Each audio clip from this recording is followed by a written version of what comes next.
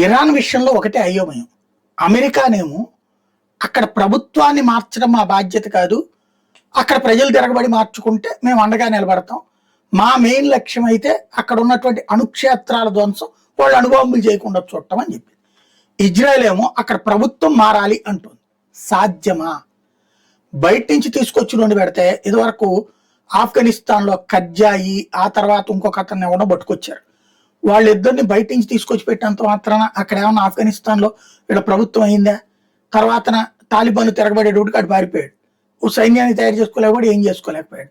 ఇప్పుడు బంగ్లాదేశ్లో హుస్సేన్ పట్టుకొచ్చారు, ఏమైంది? ఏమైనా సాధించగలిగాడు అతను? మళ్ళీ ఇప్పుడు అక్కడ బంగ్లాదేశ్లో ఆ దేశ ప్రజలు ఎన్నుకున్నటువంటి వాళ్ళే అయినటువంటి పరిస్థితుంది. కాబట్టి ఇక్కడ సమస్యల్లో ఏంటంటే స్ట్రాంగ్నెస్ అన్నటువంటిది ముఖ్యం.